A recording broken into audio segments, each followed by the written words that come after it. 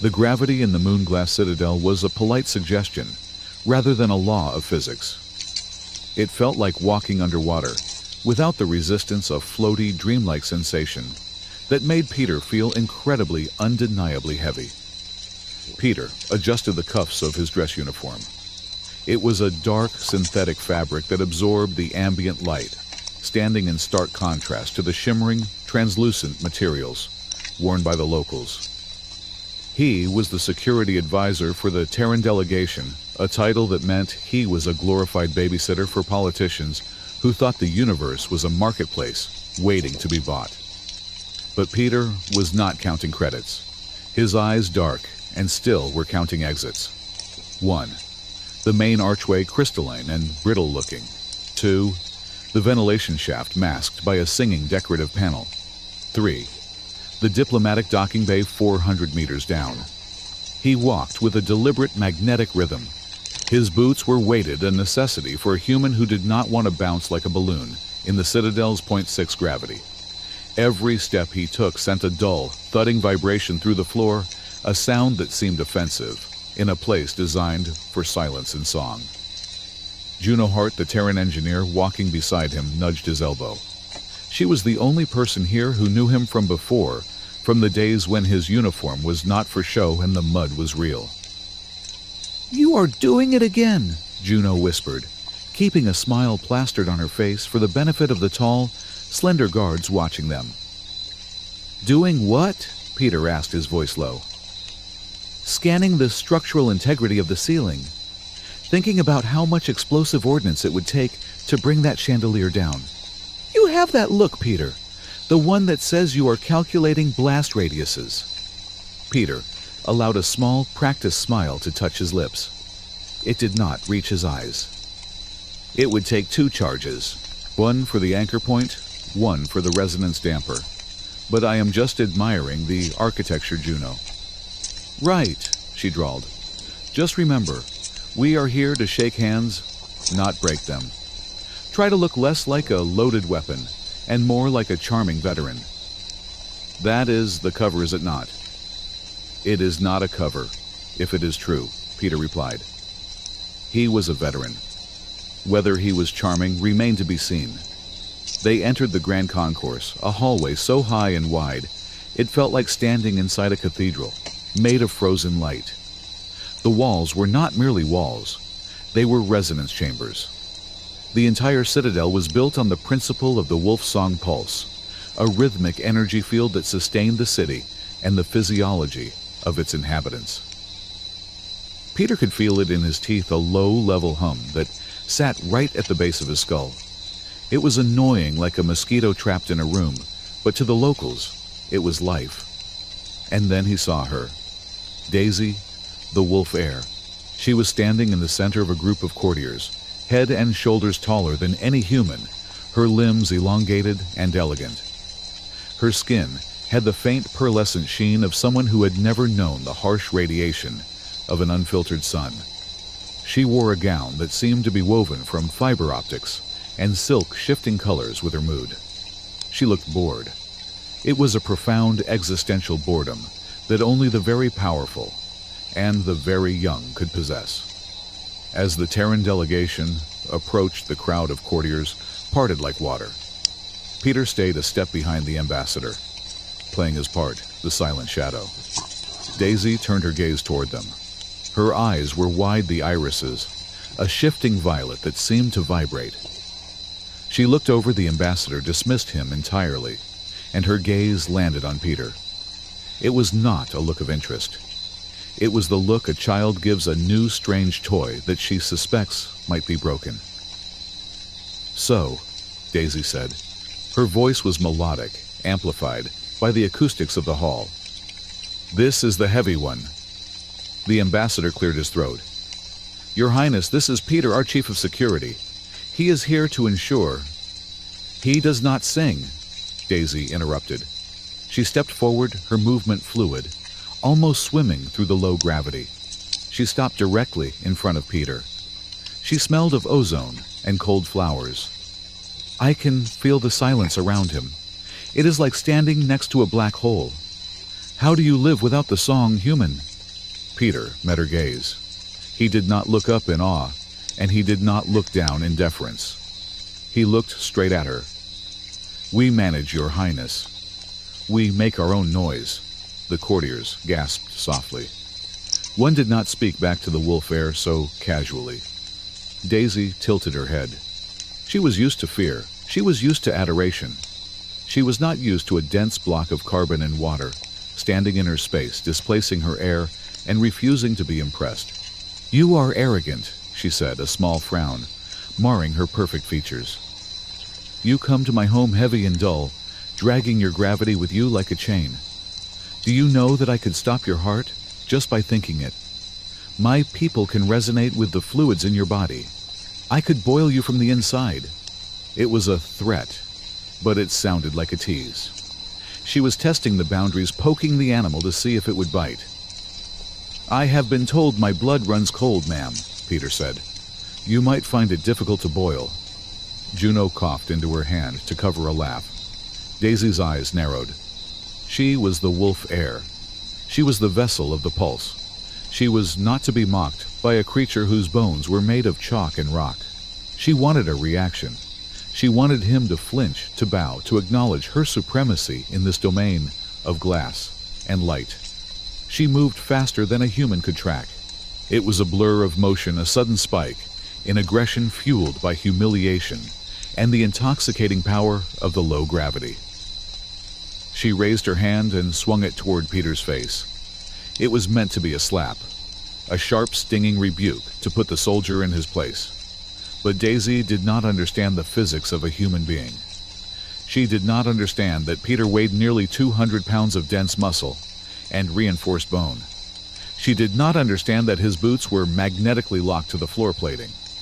She did not understand that in a collision between a hollow-boned, low-gravity avian structure and a solid terrestrial object, the terrestrial object does not yield. Peter saw the slap coming. He could have blocked it. He could have dodged. But that would have caused a diplomatic incident. If he dodged, she might overbalance and fall. If he blocked, he might bruise her wrist. So he made the split-second calculation to take the hit. He braced his neck muscles, locked his jaw, and stood absolute stillness. Crack. The sound was not the wet slap of flesh on flesh. It was the sickening dry pop of a green stick snapping. Silence slammed into the corridor. It was absolute and terrifying. Daisy froze. Her hand was still raised, but her wrist was bent, at an impossible angle. The impact had not moved Peter's head a single millimeter. He stood like a statue of iron. Then a secondary sound followed. A high-pitched ping. On the wall behind Peter, a hairline fracture appeared on one of the resonance panels. The sheer kinetic energy of the impact, rejected by Peter's density, had traveled back through Daisy's arm, through the air, and disturbed the delicate acoustic balance of the room. Daisy stared at her hand. She did not scream immediately. Her brain was trying to process the information. She had hit him, and she was the one who was broken. Peter slowly raised his hand not to strike, but to touch his own jaw, checking for damage. There was none. He looked at the girl, the powerful, terrifying alien princess, who was now staring at her own limb with horror.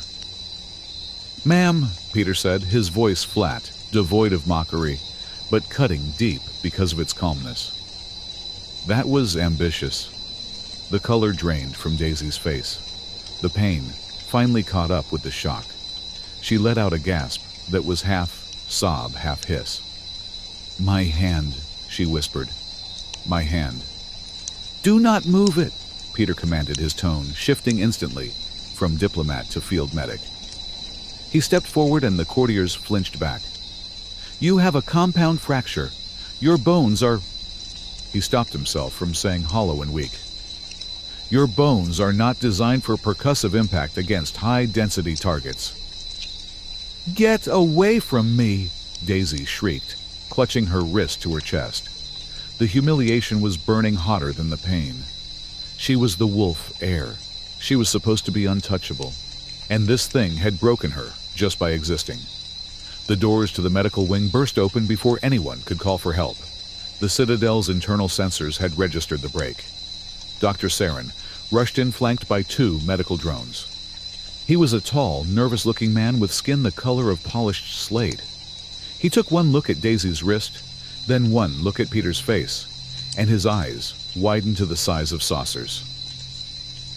"Stabilize Her Highness," Dr. Saren ordered the drones. He turned on Peter, brandishing a handheld scanner like a weapon. "What did you do? Did you use a kinetic weapon, a dampener field?" "I stood still," Peter said. "Impossible," Saren muttered, running the scanner over Peter's chest and head. The device let out a frantic trill of data. Saren looked at the readout and stopped. He tapped the screen, thinking it was broken. "Look at these readings," Saren whispered, forgetting his anger, in the face of scientific baffling. Bone density is 4 times the standard. Muscle fibers are wound so tight, they register as synthetic weave. Core temperature is 37 degrees Celsius. You are burning. You are a furnace. "I am human," Peter said. "We run hot." Daisy was being lifted onto a floating stretcher by the drones. The pain dampeners were kicking in, but her eyes were locked on Peter. She heard the doctor. 4 times the density. A furnace. She had thought him a dull, lifeless rock. She realized now that a rock, when dropped from a height, could crush a skull. She had walked into an anvil thinking it was a pillow. "Get him out!" Daisy hissed, though her voice lacked its usual imperious fire. It was shaky. "Get him out of my sight!"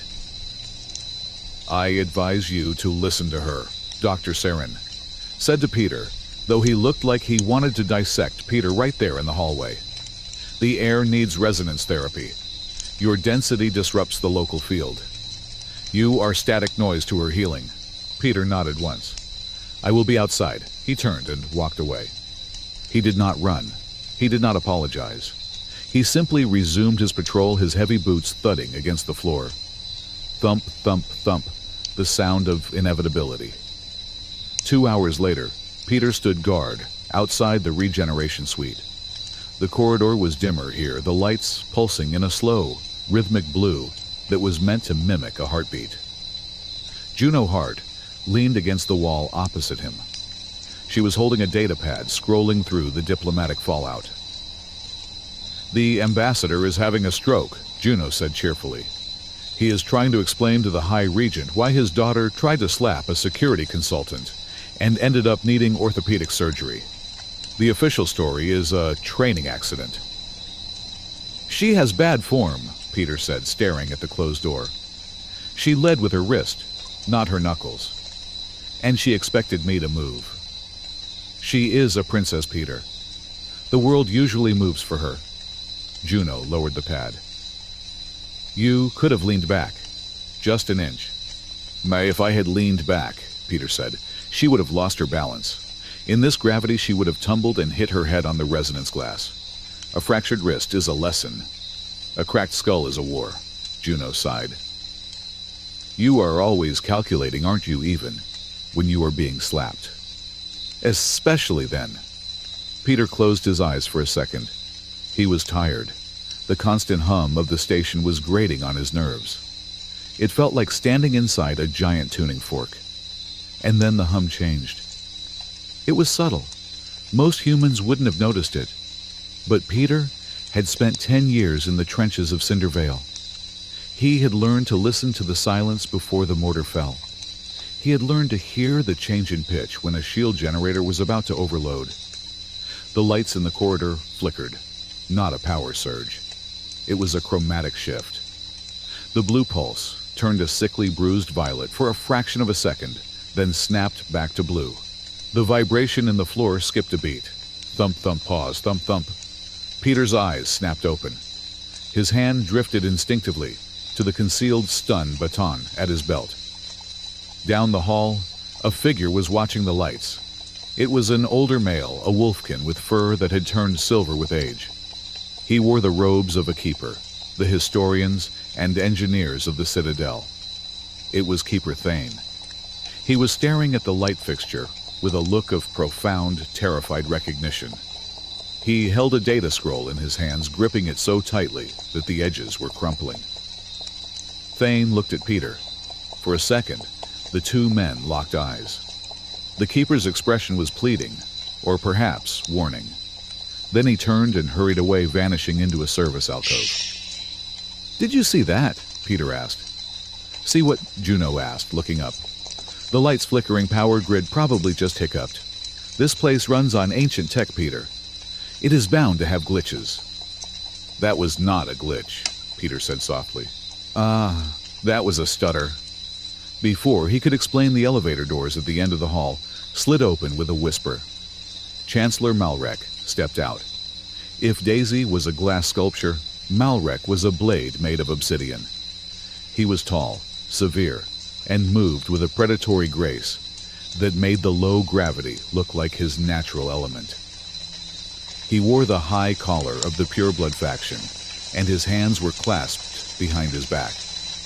He walked straight toward Peter. He did not look at Juno. He did not look at the door where the injured Heir lay.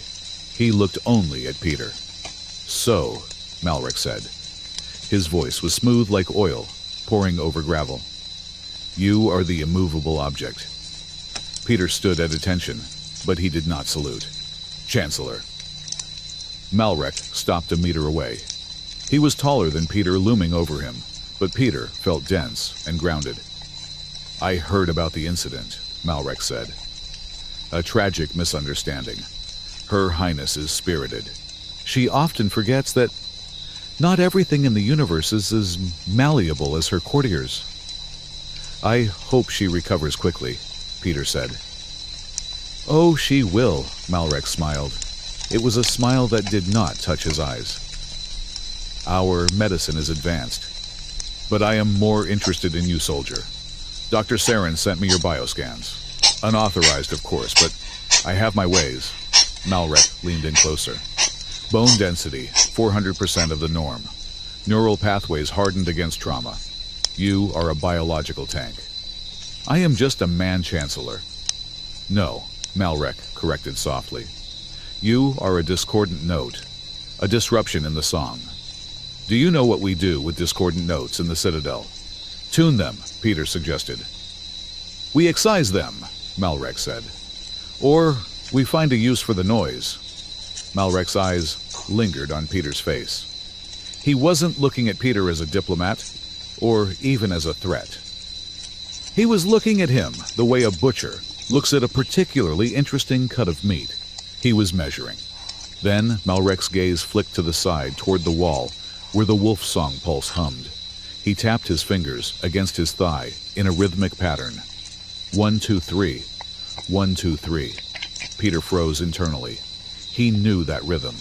The smell of ozone flooded his memory. The taste of copper and ash. The sky over Cindervale burning orange. It was the same signal. The jamming frequency that had blinded the Terran communications right before the slaughter at Cindervale. It hadn't been a random atmospheric disturbance. It had been a structured, rhythmic interference pattern. A pulse. And Malrek was tapping it against his leg. The rage that hit Peter was so sudden and so violent that his vision blurred at the edges. It took every ounce of his 10 years of discipline not to reach out and snap Malrek's neck. The man standing in front of him wasn't just a politician. He was connected to the betrayal. He was connected to the screaming radio channels and the silence that followed. Peter forced his breathing to remain steady. He forced his heart rate to stay under the limit that Saren's remote sensors might pick up. "I am just here to ensure the safety of the delegation," Peter said. His voice sounded mechanical to his own ears. "Of course," Malrek said, straightening up. "And you are doing a marvelous job. Breaking the Heir's hand is certainly one way to ensure safety." The door to the medical suite hissed open. Dr. Saren stepped out. "She is awake. She is asking for him." He pointed a shaking finger at Peter. Malrek raised an eyebrow. "Is she? How fascinating." He turned to Peter. "Go on, soldier. The princess calls. But remember, this citadel is made of glass. If you push too hard, you won't just break a bone. You will bring the roof down on all of us. Malrek turned and walked away his steps, silent, disappearing into the shadows of the corridor. Peter watched him go. He was no longer counting exits. He was counting targets. "Peter," Juno whispered. "Juno, you look like you just saw a ghost." "Not a ghost," Peter muttered. "A debt." He turned and entered the medical suite. The room was filled with a thick, translucent orange gel. In the center, suspended in a zero-gravity field, lay Daisy. Her arm was encased in a glowing brace. She looked smaller now, stripped of her finery, floating in the suspension fluid. She opened her eyes as Peter entered. The arrogance was gone, replaced by a mixture of pain and confusion. And something else, fear. "Why are you so heavy?" she asked. Her voice was weak, transmitted through a speaker in the wall. Peter stood by the observation glass. "Gravity is just a habit, Your Highness. We carry ours with us." Daisy floated closer to the glass. She looked at his hands, the hands that hadn't moved, hadn't struck, but had still shattered her. "I tried to command you," she whispered. "My voice, the resonance, it works on everyone. Why didn't you bow?" "I don't hear the music," Peter said. "Malrek was here," she said suddenly. "I saw his shadow under the door. What did he say to you? He told me not to break anything else." Daisy laughed a dry, brittle sound. "He is lying. He loves broken things. He wants the throne, Earthman, and he thinks you are a brute, a tool he can use to smash the locks. And what do you think I am?" Daisy looked at him for a long time. "I think you are a wall," she said. "And for the first time in my life, I am afraid of crashing." "I am not here to hurt you," Peter said. "Go away," Daisy said, closing her eyes. She curled into a fetal position in the gel. "Just go away. Your silence is too loud. It hurts my head." Peter stood there for a moment longer. He looked at the fragile creature floating in the tank. She was the Wolf Heir, the key to the Alliance, the future of this star system. But right now, she was just a scared girl with a broken wing. He turned and walked out of the suite, taking his post by the door. He stood with his back to the wall, arms crossed. He could still feel the phantom rhythm of Malrek's fingers tapping against his thigh. 1, 2, 3. The citadel hummed around him, a song of power and light. But Peter was listening to a different tune. He was listening to the sound of justice approaching. It was a heavy sound, heavy as boots on glass. "I came for justice," Peter whispered to the empty corridor. "I will get it. I just have to make sure she doesn't become collateral damage." He looked at his own hand. It was steady. The game had begun. And for the first time since Cinder Vale, Peter knew exactly where the enemy was. He was right here, hiding behind a smile and a song. Peter closed his eyes and began to wait. He was good at waiting. It was the one thing the war had taught him that peace could never take away. The Moon Oath Gala was not designed for human comfort. It was designed to make light weep. The grand atrium of the Citadel had been polished until the floors looked like deep, stagnant water. Suspended above thousands of shards of resonance, crystal caught the light of the twin moons, refracting it into a dizzying spectrum of pale violets and cold silvers. The air was kept thin and chilled, perfect for the high metabolism physiology of the Wolfkin, but biting enough to make a human's breath mist in front of his face. Daisy, the Wolf Heir, stood at the top of the crystalline staircase. She wore a gown of woven starlight, a fabric that seemed to have no mass floating around her limbs, like smoke caught in a draft. On her right hand, she wore a glove that reached her elbow, constructed of opaque white silk and reinforced with rigid structural weaves. Beneath that silk, her wrist was encased in a biogenic splint, the bones knitting together under the accelerated regeneration of the gel treatment. It throbbed with a dull, rhythmic ache that synced perfectly with her humiliation. "Smile," whispered High Regent Calder, standing a step behind her, Pain is private. The crown is public. Daisy forced the corners of her mouth upward. I am smiling, Father.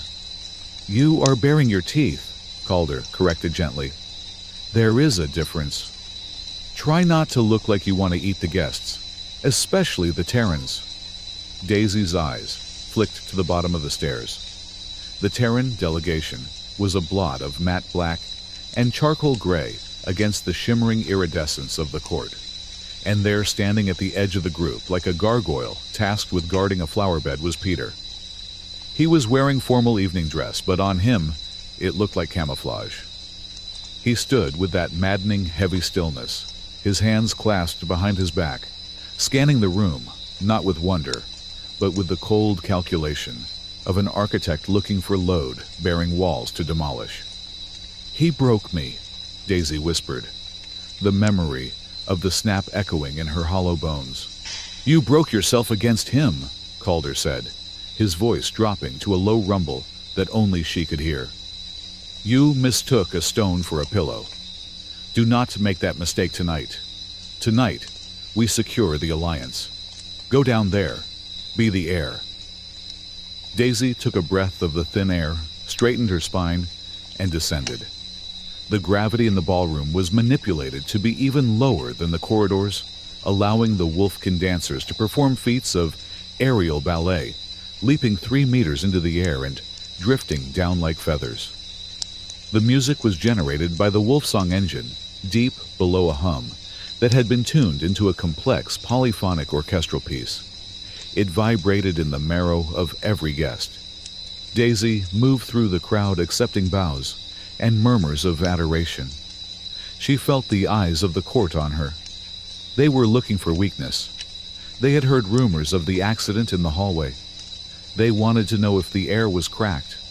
She would show them she was Diamond. She steered her path directly toward the Terran sector. As she approached, the circle of diplomats widened. Juno Hart, holding a flute of bubbling blue nectar, nudged Peter. Target at 12 o'clock, Juno murmured. Shields up. Peter turned. His expression did not change, but his posture shifted imperceptibly, his center of gravity lowering. Mr. Peter, Daisy, said her voice carrying the bell-like clarity of someone trained in oratory arts. I did not think you would attend. I assumed the atmosphere here would be too thin for your constitution. Peter offered a shallow bow, technically correct, but devoid of submission. The doctor cleared me for duty, Your Highness. He said my constitution is surprisingly resilient. Daisy stepped closer, invading his personal space. In the low gravity, she floated slightly on her toes, bringing her eyes level with his. She smelled of ozone and crushed lilies. I suppose it is, she said, raising her gloved hand, the injured one, and resting it lightly on his shoulder. It was a calculated move, a gesture of forgiveness, of dominance. She was touching the weapon that hurt her, claiming ownership of it. You look uncomfortable, Peter. Are you afraid you might float away? I am weighted, ma'am, Peter said. He did not look at her hand. He looked at her eyes. I do not float. A pity, Daisy murmured, letting her fingers trail down the lapel of his jacket. The court was watching. She needed to reduce him. She needed to turn the immovable object into a prop for her performance. Floating is the closest one gets to freedom, but perhaps you prefer the ground. It is safer down there. Less falling. It is not the fall that worries me, Peter replied, his voice a low baritone that cut through the tinkling music. It is the landing. Daisy laughed, a sound like breaking ice. You are charming in a rustic way. Tell me, do all veterans of your wars have such grim outlooks? Or is it just you? Just me, Peter said. The others are usually happier. They survived. The dark humor hung in the air for a second. Daisy blinked, caught off guard. He wasn't playing the game of wit. He was playing the game of truth, and he was winning because he didn't care about the score. Juno Hart stepped in, sensing the air pressure dropping. What my colleague means, Your Highness, is that He is the life of the party back on Earth. You should see him at karaoke. He sings like a strangled cat, but he has spirit. Daisy glanced at Juno, then back at Peter. A smile tugged at her lips, a real one this time, amused by the absurdity of the stone-faced man singing. "I would pay a great deal of credits to see that," Daisy said. "Perhaps later. Peter, will you sing for your supper?" "I only sing under duress, ma'am," Peter said. "Or under fire. Then I shall have to decide which one to apply," Daisy said, her voice dropping to a whisper, intimate and threatening. Across the room, standing on the dais, high, Regent Calder watched the exchange. He held a goblet of wine, but did not drink. Beside him stood Chancellor Malrek. "She is playing with it," Malrek noted, his voice smooth. "She thinks it is a pet." Calder's eyes narrowed. He watched the way Peter stood, not stiff, but ready. He watched the way Peter's eyes tracked the perimeter of the room, even while Daisy was touching him. He watched the absolute lack of fear in the human's micro-expressions. "No," Calder said softly. "She thinks it is a game." Calder set his goblet down and descended from the dais. He moved with the predatory grace of an old wolf, the crowd parting instantly for him. He arrived at the Terran circle just as Daisy was about to make another sharp remark. "Father," Daisy said, stepping back and curtsying. "Daisy," Calder said. He nodded to the Terrans, then turned his gaze solely on his daughter. He placed a hand on her shoulder, his grip firm. He leaned in close, bringing his lips to her ear, but his eyes remained locked on Peter. "You are enjoying yourself," Calder said softly. "I am managing the asset," Daisy whispered back confidently. "I am showing them that I am not afraid." Calder smiled. It was a terrifying expression. It was the smile of a man who had burned cities to keep this citadel standing. "My dear," Calder said, his voice dropping to a whisper that felt like a blade against her throat. "You are teasing a glacier. You are poking a sleeping explosive. Look at his hands. Look at his eyes." Daisy frowned, confused. "He is just a soldier, Father. A heavy, slow soldier." "He is a survivor," Calder corrected. "And you picked the wrong guy to flirt with." The words struck Daisy with the force of a physical blow. You picked the wrong guy to flirt with. It wasn't a reprimand for her behavior. It was a warning about her survival. She looked back at Peter, really looked at him, and for the first time she saw what her father saw. The violence coiled beneath the tuxedo, the terrifying patience of a predator that knows it doesn't need to hunt to kill. Suddenly, the music changed. It wasn't a change in melody. It was a change in pressure. The wolf song pulse, which had been a background hum, spiked. It happened instantly. 1 second, the orchestra was playing a waltz. The next, a discordant screech ripped through the air, existing not just as sound, but as a physical vibration. High Regent Calder winced, his hand flying to his chest. Around the room, Wolfkin nobles gasped, clutching their heads. On the balcony overlooking the ballroom, Chancellor Malrek stood in the shadows, his hand resting on a portable interface tablet. He slid a virtual fader up by 2%. "Let us see who breaks," Malrek whispered. The screech intensified. It was a frequency specifically tuned to the resonance of hollow bones. To the humans, Peter, Juno, and the delegation, it sounded like a bad microphone feedback, annoying and loud. To the Wolfkin, it was agony. Daisy screamed. It felt as if someone had grabbed her skeleton and shaken it. Her injured wrist flared with white, hot pain as the fracture sight vibrated against the splint. The crystal chandeliers above began to sing a high-pitched, deadly ringing. "Father!" Daisy gasped, reaching out. Calder was on his knees, his face gray. The pulse was hitting the older generation harder. Their bones were more brittle, more attuned to the city's song. Crack. A massive crystal sculpture in the center of the room shattered, raining razor-sharp shards onto the dancers. Panic erupted. The low gravity turned the chaos into a nightmare. People weren't just falling. They were drifting, colliding, spinning out of control while screaming in pain. "Peter!" Juno yelled over the noise. "What is happening?" "Sonic attack," Peter barked. "Resonance frequency. It is hitting them, not us." He looked at Daisy. She was crumbling her knees, buckling as the vibration in her bones threatened to shatter her from the inside out. Above her, a 10-meter span of the resonance glass ceiling groaned. A spiderweb fracture raced across it, directly over the Heir's head. Peter didn't think. He didn't calculate. He moved. He launched himself forward, his magnetic boots disengaging to allow him to sprint. He hit the slick floor, sliding like a battering ram. Daisy was falling. She looked up, her vision blurring, and saw the ceiling coming down, a curtain of death made of jagged glass. Then something slammed into her. It was heavy. It was warm. It was solid. Peter tackled her, wrapping his arms around her head and pulling her into a tight ball against his chest. He rolled, using his own dense, heavy body as a shield. The ceiling collapsed. Thousands of pounds of resonance glass crashed down. Shards the size of daggers rained onto the floor. They struck Peter's back, shredding his tuxedo jacket, slicing into the skin, bouncing off the dense muscle.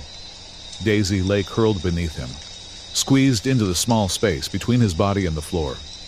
She could hear the glass impacting him, thud, slice, crunch. She expected him to scream. She expected him to be crushed. But he didn't move. He held her head against his chest with a hand that was as steady as steel. She could hear his heart. It wasn't racing. It was beating with a slow, powerful rhythm. Thump, thump, thump, thump. It was the only sound in the world that wasn't screaming. "Stay down," Peter growled into her ear. The dust began to settle. The screeching noise of the pulse cut off as abruptly as it had started, leaving only the sound of moaning and the tinkling of settling glass. "He is immune," a voice shouted from the balcony. It was Malrek's voice, amplified by the emergency speakers. "The humans, they are immune to the surge. They did this." The accusation hung in the air, toxic and immediate. Security drones, confused and operating on automated protocols, began to swarm the ballroom. Their sensors locked onto the only heat signatures that weren't writhing on the floor, the Terrans. "We need to move," Peter said. He pushed himself up, shaking glass from his shoulders like water. Blood soaked the back of his shirt, dark and wet, but he ignored it. He hauled Daisy to her feet. "My father," Daisy gasped, looking toward where Calder had fallen. "Juno has the Regent," Peter said, pointing. Juno and the Terran security detail had formed a perimeter around the fallen king. "We are the target. Malrek just painted a bullseye on us. We need to get off the main floor." He didn't wait for her permission. He grabbed her uninjured hand and pulled. They ran. They sprinted through the service corridors, away from the screaming ballroom. The Citadel's systems were going haywire. Lights flashed red. Gravity stabilizers flickered, making the floor lurch beneath them. One moment, heavy, the next, weightless. "Where are we going?" Daisy cried, struggling to keep up. Her bones still ached, a deep phantom throbbing. "The lower maintenance levels," Peter said. "The pulse knocked out the primary heating grid. The station is going to freeze in about 10 minutes. We need a sealed environment." They skidded around a corner, and Peter slammed his hand against the panel of an emergency atmospheric shelter. The door hissed open. He shoved Daisy inside and followed, punching the lock command, just as a squad of pureblood guards rounded the corner. The door sealed with a heavy clunk. Silence. The room was a small, utilitarian cube, meant for hull repair crews. It was unlit, except for the emergency phosphorescent strips on the floor. And it was cold. Bitterly, instantly cold. The wolf song pulse failure had sucked the thermal energy out of the environmental systems.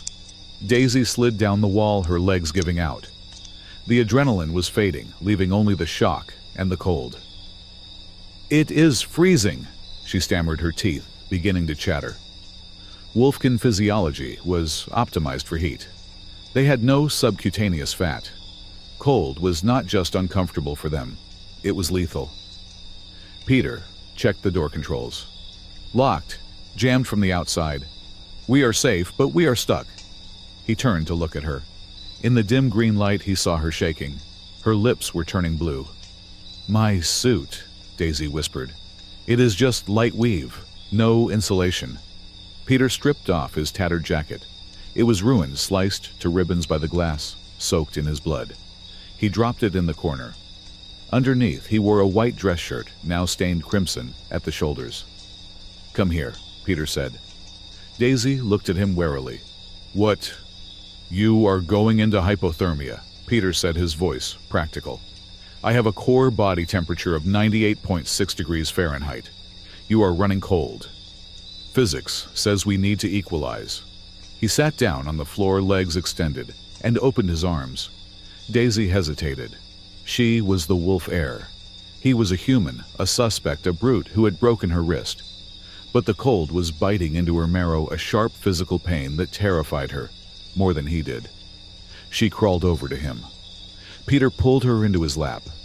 He wrapped his arms around her, pulling her back against his chest so that her spine was pressed against his front. He crossed his arms over her stomach, creating a cocoon of flesh and muscle. The heat coming off him was shocking. He felt like a furnace. Every inch of him radiated a steady, intense warmth that soaked instantly into her freezing skin. Daisy gasped, burying her face in her hands. "You are burning." "I told you," Peter murmured, his chin resting lightly on the top of her head. "We run hot." For a long time, they just sat there. The only sound was their breathing. Daisy felt the slow, powerful thud of his heart against her back. It was steady, unafraid. "Why?" Daisy asked after a while, her voice small. "Why what?" "Why did you cover me? The glass, it cut you. I can smell the blood." "It is just surface damage," Peter said dismissively. "Skin heals." "But why?" she insisted. "I treated you like a tool. I tried to humiliate you. I broke myself trying to hurt you. Why did you save me?" Peter was silent for a moment. She could feel his chest expand as he took a deep breath. "Because the glass doesn't care who you are," Peter said. "And because Malrek wanted you dead. I generally dislike giving bad men what they want." Daisy shifted slightly, trying to get closer to the warmth. "My father said something to me before the music changed. He said I picked the wrong guy to flirt with." Peter let out a short, dry chuckle. "He is a smart man." "He meant you are dangerous," Daisy said. "Are you dangerous, Peter?" "To my enemies, yes." "Am I your enemy?" Peter tightened his arms around her slightly, just enough to stop a fresh wave of shivers. "Not tonight, ma'am. Tonight you are just cold." Daisy closed her eyes. She had grown up in a court of vipers where every touch was a transaction, every embrace a maneuver for position. Men wanted her for the crown, or for the bloodline, or for the beauty. They wanted to own the wolf heir. This man didn't want to own her. He was literally bleeding to keep her warm, and he asked for nothing. He didn't want her gratitude. He didn't want her secrets. He just wanted her to not die. It was the most confusing thing she had ever felt. "If you tell anyone I am a heater," Peter muttered, his voice rumbling in his chest, "I will deny everything. It ruins my reputation as a cold-hearted mercenary." Daisy let out a weak laugh. "Your secret is safe with me, but thank you." "Save the thanks. We are not out yet." Peter shifted one arm, reaching out to tap the interface of the emergency console on the wall next to them. The screen flickered to life, showing a grainy feed of the Citadel's security grid. "What are you looking for?" Daisy asked. "Malrek," Peter said. He blamed us too fast. That speech was rehearsed. Peter scrolled through the logs. The system was locked down, but the emergency buffer still held the last few commands sent to the environmental grid, the commands that had spiked the pulse and killed the heat. There it was. A command line code. Simple, brutal. But it wasn't the code that made Peter's blood turn to ice. It was the digital signature attached to the packet. It was a stylized icon of a three-headed serpent consuming its own tail. Peter stopped breathing. He stared at the screen, his eyes narrowing into slits of pure, unadulterated hate. What is it? Daisy asked, sensing the tension in his muscles. Peter, you feel harder. That symbol, Peter whispered. The serpent. I have seen it, Daisy said. It is an old cipher Malrek uses for his private encryptions. Why? Peter didn't answer immediately. His mind flashed back 10 years, to a muddy trench in Cinder Vale, to a data pad he had pulled off the body of his commanding officer, the officer who had sold them out. The screen of that data pad had flashed that exact same symbol, just before the artillery rain began. It wasn't just a political coup. Malrek wasn't just a local warlord. He was the broker. He was the one who had taken the credits to slaughter Peter's unit. The heat radiating from Peter changed. It wasn't just survival warmth anymore. It was the heat of a kiln firing a weapon. Peter, Daisy whispered, twisting her head to look at him. His face was in shadow, but his eyes reflected the green light of the screen. They looked like the eyes of a wolf before the pounce. You asked if I was dangerous, Peter said softly. His voice was terrifyingly calm. Yes, Daisy breathed. I lied, Peter said. I am not dangerous. I am a catastrophe. And your chancellor just pulled the pin. He looked at the screen, memorizing the code. The debt was no longer abstract. It had a name. It had a face. And it was currently sitting on the balcony drinking wine while the Citadel froze. We are getting out of here, Peter said. And then I am going to have a conversation with Malrek. A conversation, Daisy asked.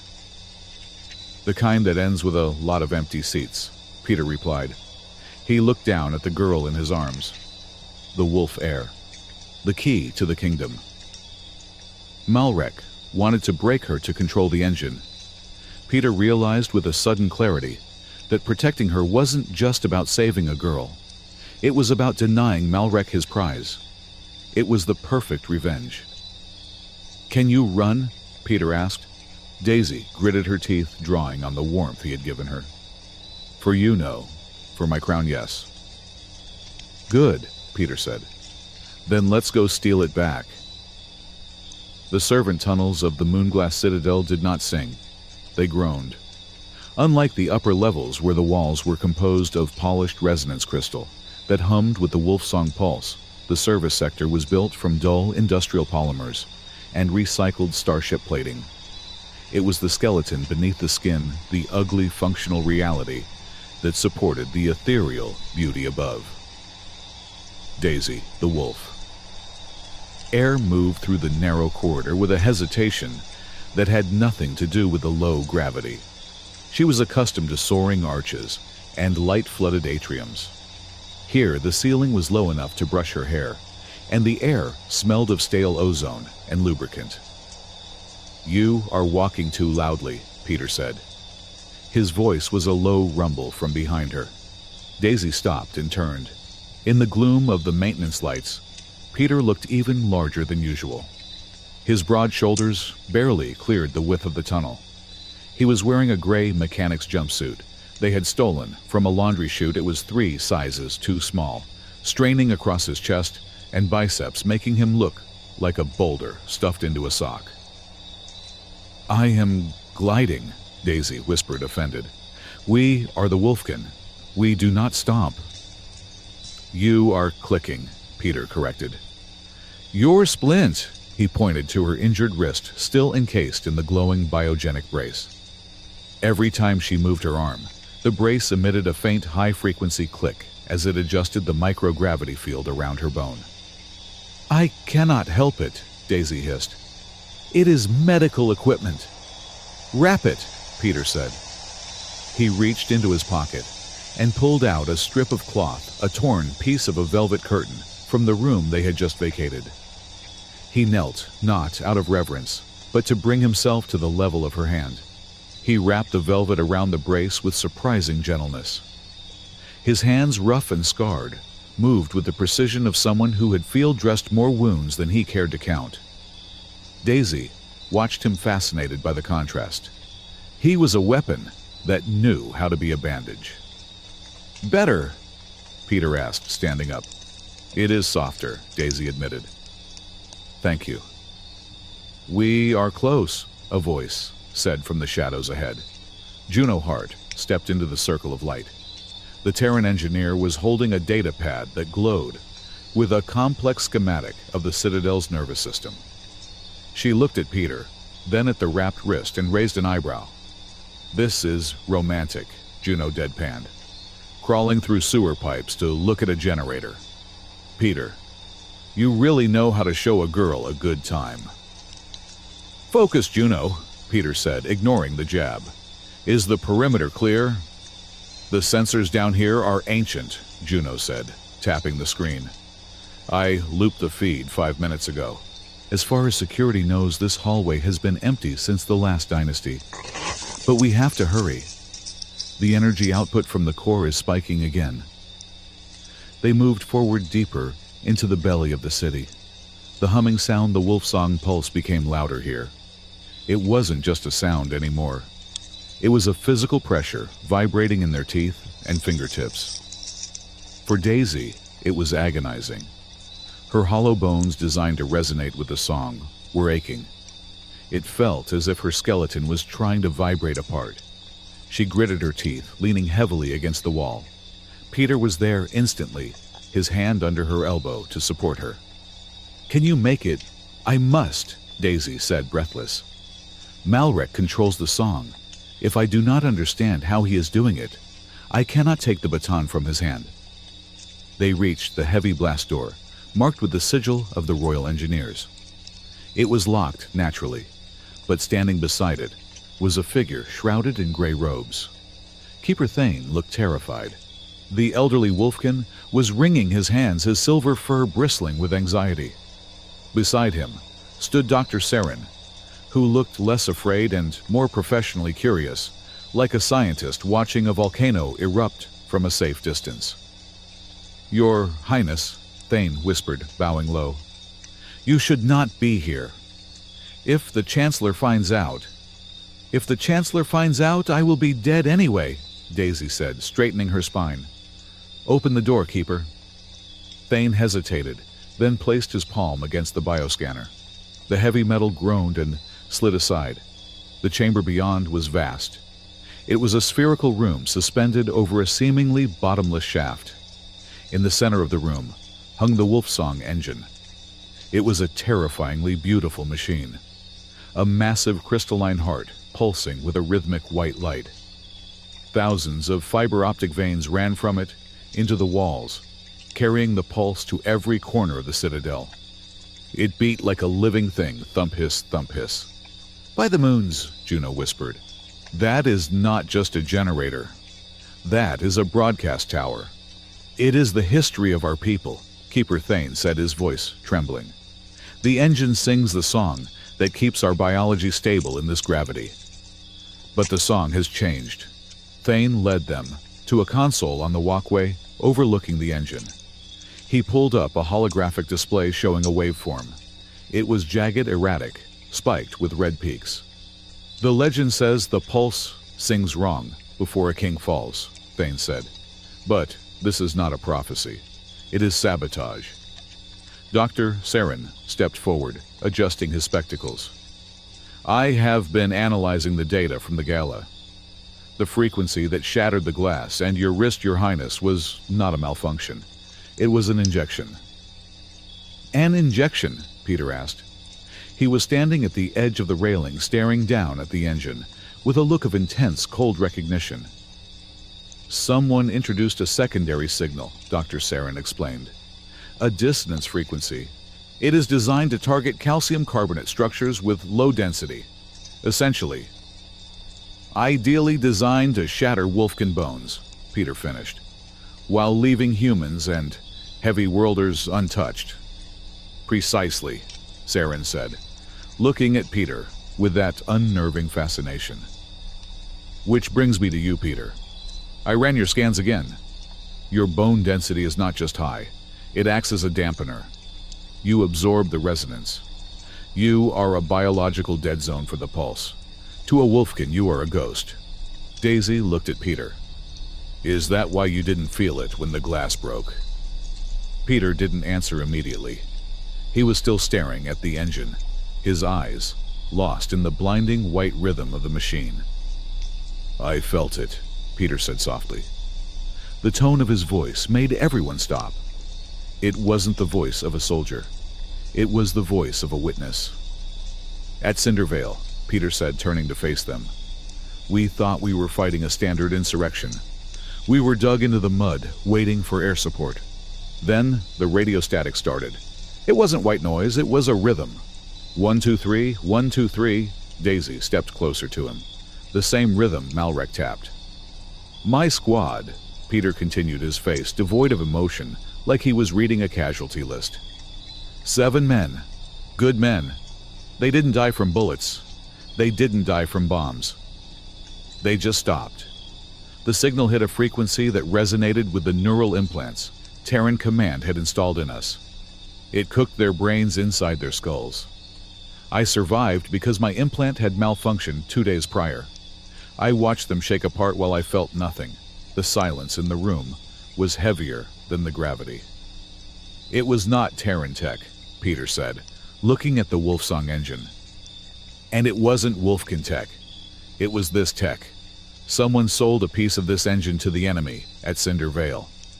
They used my unit as a field test. Daisy felt a chill that had nothing to do with the temperature. She looked at Peter. This mountain of a man who carried a silence so deep it frightened her. She had thought he was cold because he lacked feeling. Now she realized he was cold because he was frozen around a horror he could not thaw. Malrek, Daisy whispered. He didn't just find the amplifier. He sold the prototype.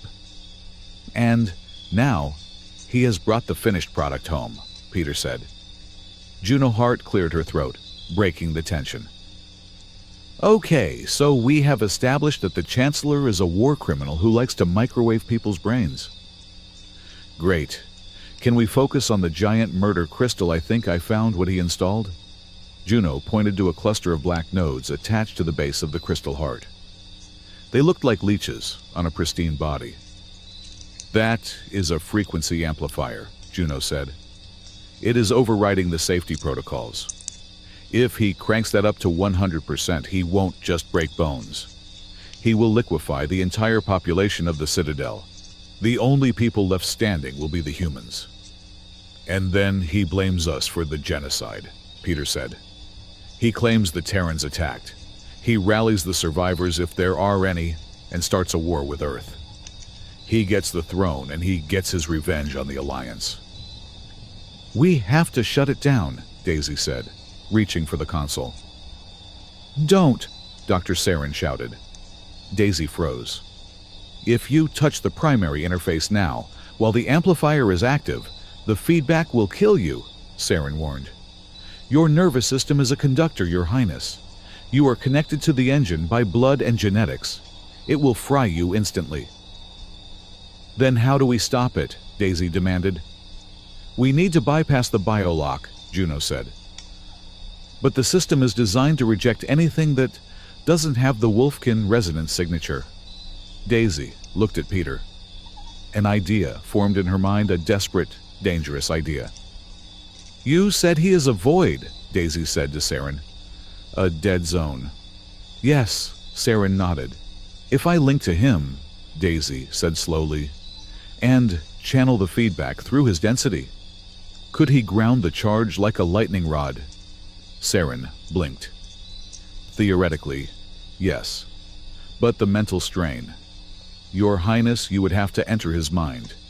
You would have to resonate with a human. It has never been done. It might be like trying to pour the ocean into a cup. Or a cup into a stone, Peter said. He stepped forward. Do it, Peter, Juno warned. This is not a karaoke machine. This is psychic surgery. Do it, Peter repeated, his eyes locked on Daisy. I trust her. Daisy took a deep breath. She stepped up to Peter. In the low gravity, she floated slightly, her face level with his. She placed her uninjured hand on his chest directly over his heart. She closed her eyes and pushed. She tried to send her consciousness into him, to find the rhythm of his soul, the song of his life. Usually, when she did this with her people, she heard music, violins, flutes, drums. With Peter, she hit a wall of silence. It was dark. It was heavy. It was a vast, featureless plain of gray steel. There was no music. There was only the wind blowing over a graveyard. Daisy gasped, her eyes snapping open. She pulled her hand back as if burned. I can't, she stammered. There is nothing there. It is just empty. She looked at him with frustration. Why are you so empty? Where is your song? Peter shrugged, a small, sad smile touching his lips. Maybe I am just boring, ma'am. You are not boring, Daisy said, her voice shaking. You are walled off. You are hiding inside a fortress and you threw away the key. It keeps the noise out, Peter said. We cannot do the link. It is too risky for you. Before they could argue, Juno's datapad screeched. We have movement, Juno hissed. Security grid just went active. Malrek knows we are here. Or at least he knows someone is poking his new toy. We need to leave, Keeper Thane said, panic rising in his voice. If they find the Heir here. Go, Peter ordered.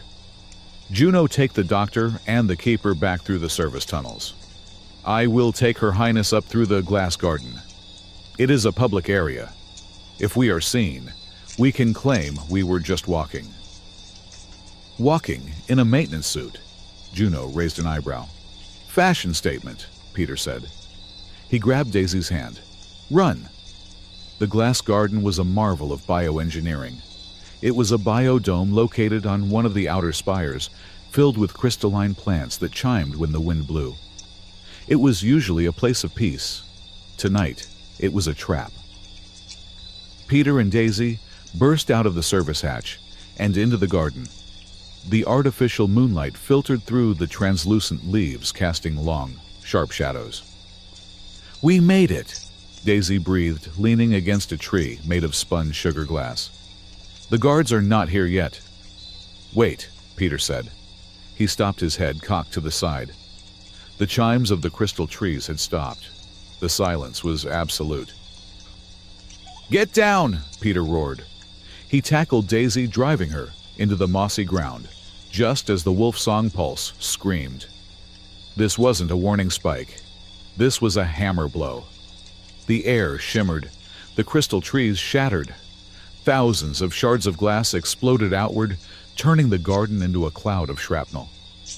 The guards, stationed at the perimeter, 4 Wolfkin soldiers, didn't even have time to draw their weapons.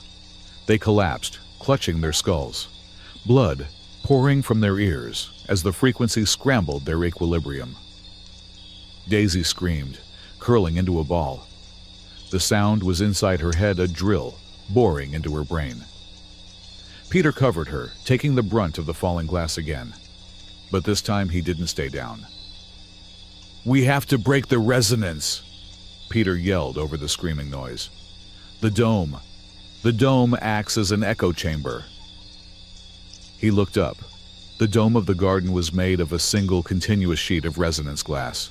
It was vibrating, amplifying the pulse, turning the garden into a sonic kill jar.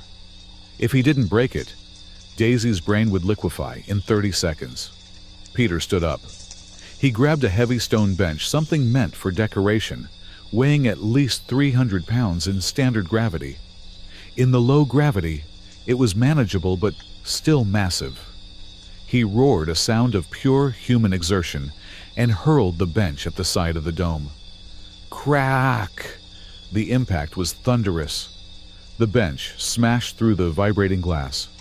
The pressurized atmosphere of the garden vented outward into the void of space, sucking the shards, and the sound out with it.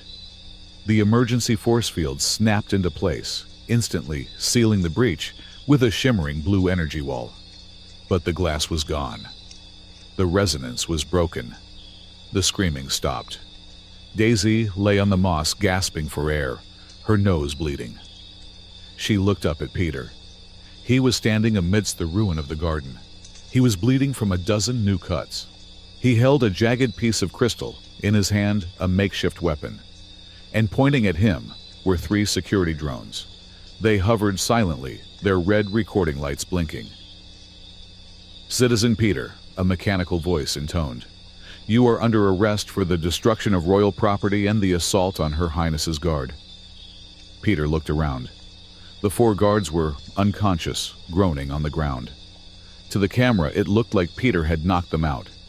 It looked like he had smashed the garden in a rage. "It wasn't him!" Daisy cried, trying to stand up. She stumbled dizzy from the pulse. "It was the sound. The pulse attacked us." Medical scans of the guards indicate blunt force trauma consistent with heavy worlder aggression, the drone stated. It was a lie. A programmed lie. Malrec had updated the software. Footsteps echoed on the path. A squad of elite shock troopers arrived, weapons raised. But they didn't aim at Peter. They aimed at Daisy. "Ah! Step away from the human, Your Highness," the lead officer shouted. "He is dangerous. He has been compromised." Daisy realized the narrative Malrec was spinning. Peter wasn't just a clumsy brute anymore. He was a berserker, an immune monster who destroyed their sacred places and hurt their people. "No!" Daisy shouted. She moved to stand between Peter and the guns. "I order you to stand down." Peter put a hand on her shoulder. His touch was heavy grounding. "Daisy," he said softly. It was the first time he had used her name without a title. She turned to look at him. His face was calm, resigned. "If you fight them," Peter said, "they will say you are being mind-controlled. They will say the human monster has bewitched the heir. You will lose the court. You will lose the throne." "I don't care about the throne," Daisy sobbed. "I won't let them take you." "You have to care," Peter said, "because if you don't take the throne, Malrec keeps the engine. And if he keeps the engine, everyone dies, including Juno, including the doctor." He looked at the drones, then back at her. "Let me be the villain," Peter whispered. "It is what I am good at." He stepped away from her. He raised his hands in the air. "I surrender," Peter shouted, his voice booming. "I acted alone. The heir is innocent." "Peter, no!" Daisy screamed, reaching for him. The shock troopers fired, not bullets but containment nets. Heavy-weighted cables wrapped around Peter, pinning his arms, binding his legs. They hit him with stun batons 1, 2, 3 times. He didn't fall. He just grunted, absorbing the electricity that would have stopped a heart. They dragged him down to his knees. Daisy lunged forward, but 2 officers held her back. "Father!" she screamed. "Father, stop them!" High Regent Calder appeared at the entrance of the garden. He looked old, tired. He leaned on a cane, watching the scene with sad, knowing eyes. "Father, tell them," Daisy pleaded. "Tell them Peter saved me." Calder looked at his daughter. He looked at the shattered dome. He looked at Peter, bound and kneeling, bleeding onto the moss. "Take him to the isolation ward," Calder ordered the guards. "Father," Daisy gasped, betrayed. Calder walked over to her. He waited until the guards had dragged Peter away, disappearing into the shadows. "You fool," Calder hissed, his voice trembling with a mixture of anger and fear. "Do you think I don't know? Do you think I don't see Malrec's hand? Then why did you let them take him?" Daisy demanded, tears streaming down her face. "Because if I intervened," Calder said, gripping her shoulders, Malrek would have triggered the engine again. Right here. And this time he wouldn't have stopped until your skull cracked. We could have fought. With what? Calder snapped. We are glass, Daisy. We are glass, living in a house of sound. You cannot fight an earthquake by screaming at it. He shook her gently.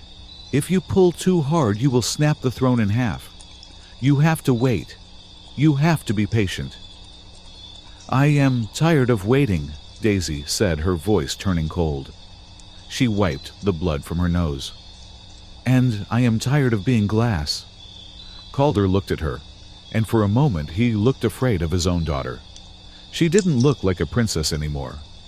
She looked like a queen who had just realized that crowns were heavy things. The isolation ward was silent. It was a lead-lined box deep in the bedrock of the citadel designed to hold volatile chemical spills. Now it held Peter. He sat on the floor, his back against the cold metal wall. The containment nets were gone, but the door was sealed with a magnetic lock that could hold a starship in dock. He closed his eyes. He could feel the bruises forming. He could feel the cuts stinging. But mostly, he felt the absence of the girl. For 10 years, Peter had lived with a single goal: find the man who sold Cindervale. Find Malrek.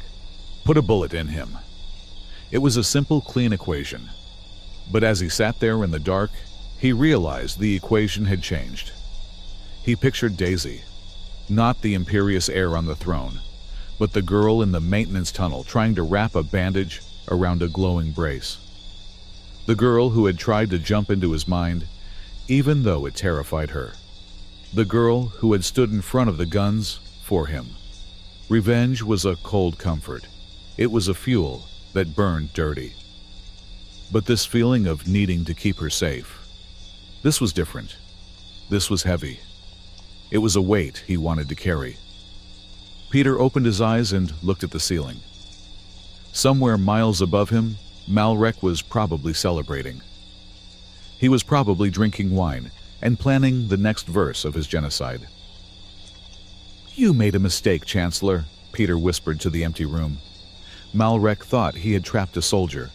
He thought he had caged a brute. He didn't realize that he had just given Peter the one thing he had been missing since Cindervale. Something to lose. Peter stood up.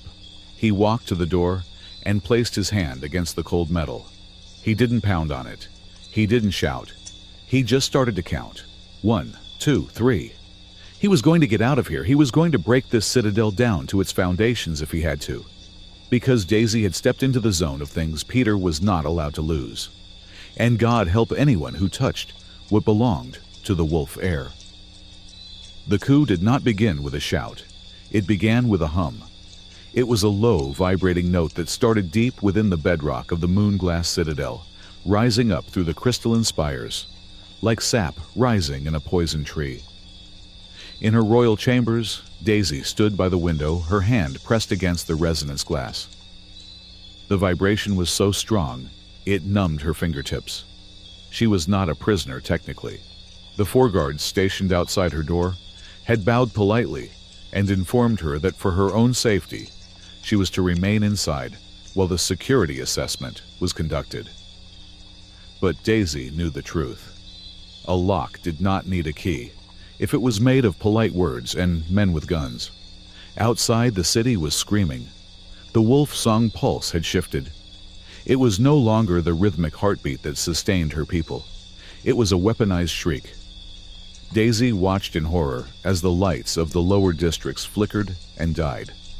She saw a transport skiff lose its navigational lock and drift aimlessly into a tower, bouncing off with a silent crash. The door to her chamber hissed, but it did not open. The locking mechanism had been overridden from the outside. "Open this door," Daisy commanded, her voice amplified by her own panic. "I am the heir, open it." There was no answer. The guards were likely wearing dampeners, or perhaps they were too busy listening to the new song Malrek was playing. Daisy backed away from the door. She looked at her reflection in the mirror. Her face was pale, her eyes wide. She looked like a porcelain doll waiting to be smashed. "No," she whispered to the empty room. "Not glass. Not today." She grabbed a heavy silver candelabra from the table. It was weighted for stability, heavy enough to hurt. She moved to the side of the door and waited. If they came in, she would not be the fragile princess they expected.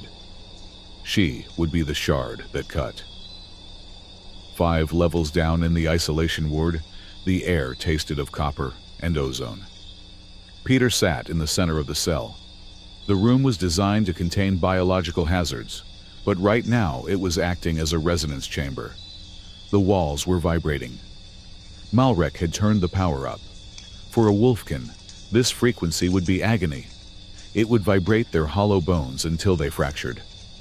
For Peter, it was different. His bones were solid, dense calcium and collagen. They did not vibrate, instead they resisted. The result was heat. Peter felt like he was being cooked inside a microwave.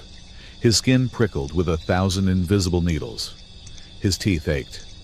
The metal fillings in his molars felt like they were sparking. He looked at the containment field generator in the corner of the ceiling. It was a small black node pulsing with a sickly violet light. It was the source of the dampening field that kept the door locked. He stood up. The movement was sluggish. His muscles felt heavy, as if the gravity had been dialed up to 3 times the standard. "Pain is information," Peter muttered through gritted teeth. It was an old drill sergeant's mantra. It tells you you are still alive. He walked toward the corner. The field intensified. The air around the generator was distorted, rippling like heat haze. When he reached out his hand, a spark of blue energy jumped from the node to his fingertips. It burned. It felt like grabbing a live wire. Peter grunted a low animal sound in his throat. The smell of singed hair filled his nose. He did not pull back. He pushed his hand forward, forcing it through the resistance, through the pain that was trying to scramble his nerves. His fingers closed around the generator casing. It was hot enough to blister skin. "Open," Peter growled. He squeezed. His grip strength honed by years of handling heavy ordnance, and recoil was immense. The metal casing groaned. The violet light flickered. With a roar that tore at his throat, Peter wrenched the generator downward. Crunch. The casing shattered. Sparks showered down on his face, blinding and hot. The violet light died instantly. The humming in the room dropped an octave. The magnetic lock on the door disengaged with a heavy clunk. Peter leaned against the wall, breathing hard. His right hand was red and blistering, shaking uncontrollably. He looked at it, then clenched it into a fist until the shaking stopped. "Job is not done," he told himself. He kicked the door open. The corridor outside was chaos. 2 guards were writhing on the floor, clutching their helmets. The pulse was hitting them hard, even through their armor. They looked up as Peter emerged from the smoke of the isolation cell. To them, he must have looked like a demon. He was covered in soot, his shirt torn, his hand burned, and he was walking upright in a sonic storm that was bringing their people to their knees. One of the guards fumbled for his weapon. "Stay back," he gasped. Peter stepped forward. He didn't run. He didn't dodge. He moved with the terrifying inevitability of a landslide. He reached down, grabbed the guard's weapon by the barrel, and twisted it out of his hands. "Go to sleep," Peter said softly. He didn't shoot them. He used the butt of the rifle, delivering 2 precise, controlled strikes to their helmets. They slumped into unconsciousness. It was a kindness. Being unconscious was the only way to escape the sound. Peter checked the charge on the rifle. It was full. "I really wanted a quiet night," Peter murmured. He stepped over the bodies and began his ascent. The path to the royal chambers was a gauntlet. Malrek had deployed his personal elite guard soldiers who had been outfitted with experimental dampeners that shielded them from the pulse. They were moving through the palace, securing key tactical points, arresting loyalists, and ensuring the transition of power was absolute. They were professional. They were efficient. They were not ready for Peter. Peter moved through the servant corridors, bypassing the main thoroughfares. He knew that Malrek would expect him to charge the Wolfsong engine immediately. That was the tactical play. Destroy the weapon, save the city. But Peter wasn't playing tactically. He was playing emotionally. Daisy was the priority. He emerged onto the third-floor landing, a wide balcony that overlooked the central atrium. Below, he could see the coup in progress. Courtiers were being herded into groups by black armored troopers. The Wolfsong pulse was so loud here that the crystal chandeliers were swaying violently. A squad of 5 shock troopers spotted him. "Target sighted!" the leader shouted. "The Earthman, take him down!" Plasma fire erupted, scorching the air. Peter didn't seek cover. He vaulted over the railing. In the low gravity, the jump was a slow, controlled descent. He fired mid-air, 3 shots, 3 hits. The plasma bolts took the troopers in the shoulder gaps of their armor, spinning them around. Peter landed with a heavy impact that cracked the floor tile. He didn't pause to absorb the shock. He rolled forward, coming up inside the guard of the remaining 2 troopers. It was brutal close-quarters work. Peter used his density as a weapon. He slammed his shoulder into the chest of a trooper, sending the lighter Wolfkin flying back into a wall with the force of a car crash. The last trooper tried to bring his baton down, but Peter caught his wrist. "Wrong move," Peter said. He disarmed the man and threw him into a decorative fountain. Peter checked his surroundings. The atrium was clear. He checked his internal clock. He had been out of the cell for 12 minutes. Daisy had been alone for 12 minutes. Too long. He sprinted toward the grand staircase, taking the steps, 3 at a time. Daisy heard the fighting before she saw it. It sounded like thunder rolling through the hallway, heavy thuds, the hiss of plasma, the sound of bodies hitting walls. Then silence. She gripped the candelabra tighter, her knuckles white. She stood facing the door, her heart hammering against her ribs like a trapped bird. The lock mechanism sparked. Someone was forcing it from the outside. The door slid open, halfway, then jammed. A pair of hands, large scarred hands, gripped the metal and forced it the rest of the way. Peter stepped in. He looked terrible. His face was smeared with soot and blood. His shirt was in tatters. He was breathing heavily, his chest heaving like a bellows. Daisy dropped the candelabra. It hit the floor with a dull clang. "Peter," she breathed. He scanned the room instantly, checking corners, checking windows. Only when he was sure she was the only threat in the room did he look at her. "Are you hurt?" he asked. His voice was rough, like gravel grinding together. "Am I hurt?" Daisy stared at him. "Look at you, you are bleeding everywhere." "Not my blood," Peter lied. He walked over to her. He didn't hug her. He didn't collapse. He stood in front of her like a wall that had decided to relocate. "We have to move. Malrek is in the engine room. He is amplifying the signal." Daisy reached out and touched his arm. She felt the heat radiating off him. He was burning up. The resonance field was cooking him slowly, fever hot. "You came for me," she whispered. "You should have gone to the engine. You should have stopped Malrek." "I had to secure the asset," Peter said stiffly. "Don't lie to me," Daisy said. She looked up at his eyes. They were dark and hard, but there was something behind them that hadn't been there before. A terrifying sort of devotion. "You could have ended this 10 minutes ago, but you came here instead." "The engine can wait," Peter said. "You can't." For the first time, Daisy realized the terrifying reality of what stood before her. He wasn't just a soldier. He wasn't just a veteran. He was a man who had walked through fire because he was afraid she might get singed, and he was shaking. "You are in pain," Daisy realized. "The field hurts you, doesn't it? Even if you don't resonate the energy it burns." "It is manageable," Peter said. "You are a liar," Daisy said softly. She took his hand, the one with the blistered skin. He flinched, but didn't pull away. "Let's go. We have a chancellor to dethrone." The path to the Wolfsong engine took them through the heart of the citadel. They moved as a unit. Peter took point, clearing the way with ruthless efficiency. Daisy stayed close, using her knowledge of the palace to bypass security checkpoints. They found Juno Hart and Dr. Saren barricaded in the secondary control room, just above the main engine chamber. Keeper Thane was frantically typing commands into a console. "You are alive!" Juno shouted when they burst in. She looked at Peter.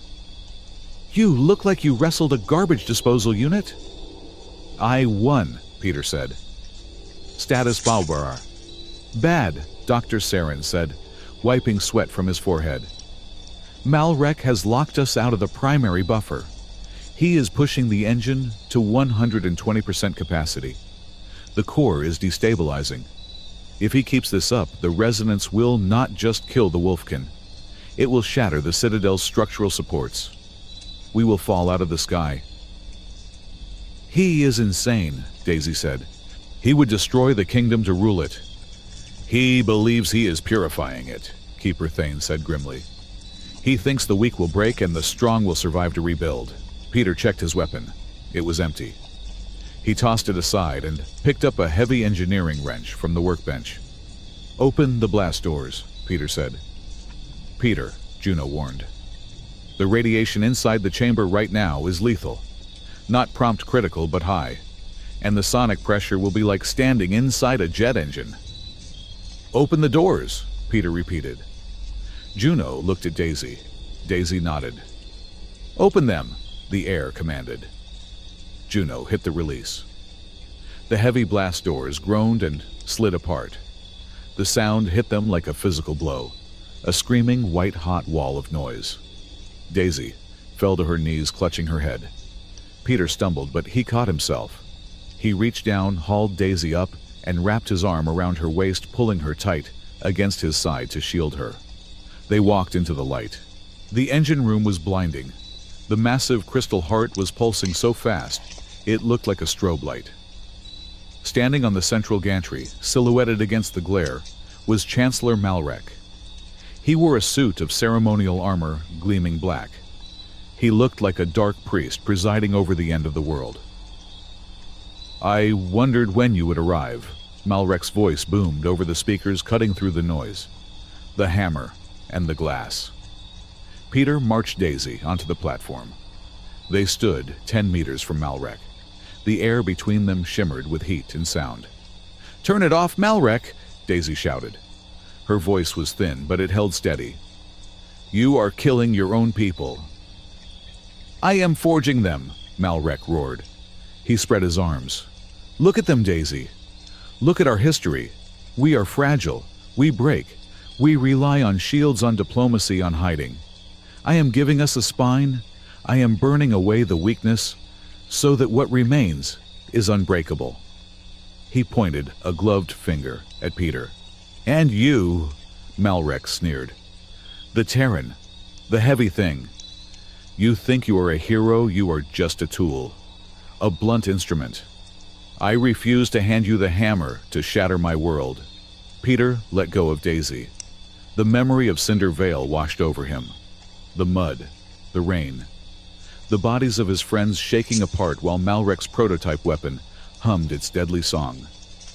Malrek had sold them. He had watched them die for profit, for research. The rage was a cold black thing in Peter's chest. "I am not a hammer," Peter said. His voice was low, but it carried. "I am the consequences," Peter charged. He moved faster than a man his size should be able to move. He raised the heavy wrench, intending to bring it down on Malrek's skull. He wanted to end it. He wanted to splatter Malrek across the control console and watch the light go out in his eyes. "Peter, stop." Daisy's voice cut through the red haze. She didn't shout it as a command. She screamed it as a plea. She threw herself in front of him, grabbing his arm. Peter froze. The wrench was raised, high, trembling in the air. He looked down at her. "Move, Daisy," Peter growled. "He has to die." "Not like this," Daisy wept. She was shaking from the pain of the pulse, but her grip on his arm was iron tight. "Look at him, Peter. He wants you to do it. He wants you to prove him right. He wants to show the world that humans are just killers, that we need his war to survive you. Peter looked at Malrek. The Chancellor was smiling. He wasn't reaching for a weapon. He was waiting. If Peter killed him now, in a rage, the footage would play on every screen in the system. The Terran brute murdering the Wolfkin Chancellor. It would be the spark for an eternal war. Daisy would never hold the throne. The Alliance would burn. "Don't become his proof," Daisy whispered. "Don't let him win." Peter lowered the wrench. His chest heaved. He looked at Malrek, then back at Daisy. The rage didn't vanish, but it shifted. It became cold, calculating focus. "Plan B," Peter said. "What is Plan B?" Daisy asked. "We break the toy," Peter said. He turned toward the engine. The black amplifier nodes were still attached to the base of the crystal, throbbing with power. Malrek realized what was happening. His smile vanished. "No!" Malrek shouted. He drew a sonic pistol and fired. The bolt hit Peter in the shoulder, burning through his shirt and searing the flesh. Peter didn't stop. He didn't even flinch. He just kept moving toward the console. "He shielded the interface," Peter shouted over the roar. "I can't get close enough to smash it. The field is too strong." "I can open it," Daisy yelled. "But I need to get inside the frequency." "It will kill you." "Not if you anchor me," Daisy grabbed Peter's hand. "Like in the tunnel, be my gravity, Peter." She didn't wait for him to agree. She closed her eyes and reached out with her mind, diving straight into the screaming chaos of the Wolfsong pulse. It hit her like a tidal wave. The noise was blinding. It tried to tear her consciousness apart. But she felt Peter's hand. It was a solid, immovable point in the storm. She held on to it. She channeled the agony through him. Peter roared as the feedback hit him. It felt like his arm was being dipped in acid. His knees buckled, but he refused to fall. He stood there, a human lightning rod grounding the energy that would have vaporized her. Daisy found the frequency of the shield. It was a complex shifting pattern. She didn't try to break it. She joined it. She sang with it. And then she pushed it, just a fraction of a note off key. Phase shift. The shield flickered. "Now!" Daisy screamed. Peter didn't hesitate. He swung the wrench with everything he had left. Smash. The wrench connected with the primary amplifier node. Metal crunched. Sparks exploded in a shower of white fire. The node shattered, spewing black smoke. The Wolfsong engine screamed a sound of mechanical agony, and then the light dropped. The blinding white glare faded to a dull, pulsing blue. The silence that followed was deafening. Malrek stood frozen on the gantry. His weapon lay on the floor. The power was gone. The song was broken. "You," Malrek whispered. "You broke the song." "We changed the tune," Peter rasped, dropping the bent wrench. Malrek looked at them, the human bleeding from a plasma wound, the air shaking, but standing tall. He looked at the smoking ruin of his amplifier, and then his face twisted into a mask of pure fanaticism. "If I cannot conduct the orchestra," Malrek hissed, "then I will silence the hall." He lunged for the manual override lever, the emergency flush that would vent the engine's core plasma into the palace, incinerating everything within a 5-mile radius. "Stop him!" Daisy shouted. Peter was too far away. He was exhausted, burnt, and wounded. But he moved. He threw himself forward, not to fight, but to intercept. He wouldn't make it. Malrek's hand was inches from the lever. Suddenly, the console sparked. A stream of coolant gas erupted from a vent directly into Malrek's face. Up in the control booth, Juno Hart slammed her fist onto the emergency vent button. "Eat chemistry, you fascist!" Malrek staggered back, blinded and choking. It was enough. Peter slammed into him. They went down in a tangle of limbs. Malrek fought with the desperation of a true believer, clawing at Peter's eyes, screaming about purity. But Peter was done with games.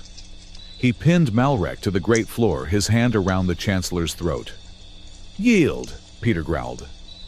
Malrek stared up at him, eyes bloodshot and watering. He wheezed air struggling to pass through his crushed windpipe. "Do it," Malrek choked out. "Make me a martyr." "No," Peter said. He released the pressure just enough to let Malrek breathe, but not enough to move. "Martyrs are remembered. You are just going to be an inmate." Security teams, loyalist guards, led by a battered but conscious captain, burst into the chamber. They swarmed the platform, pulling Malrek away from Peter.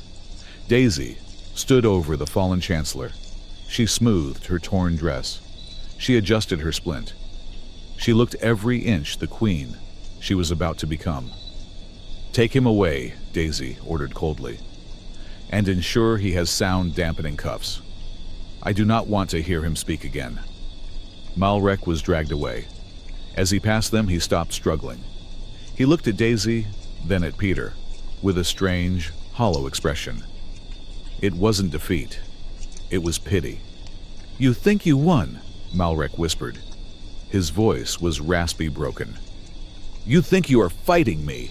He looked back at the Wolfsong engine, which was now pulsing with a slow, uneven rhythm. "You are fighting what sings," Malrek said. Then he was gone, dragged into the darkness of the corridor. Peter sank to his knees. The adrenaline was fading, leaving behind a tidal wave of pain. His shoulder was throbbing. His hand was a ruin of blisters.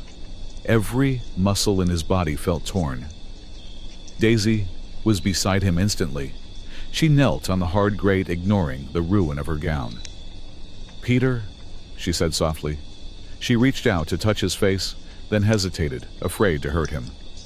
"I am fine," Peter lied automatically. "You are a terrible liar," Daisy said, tears spilling over her lashes. "You are burnt. You are shot. You are bleeding." "I am alive," Peter said. He looked at her. "And so are you.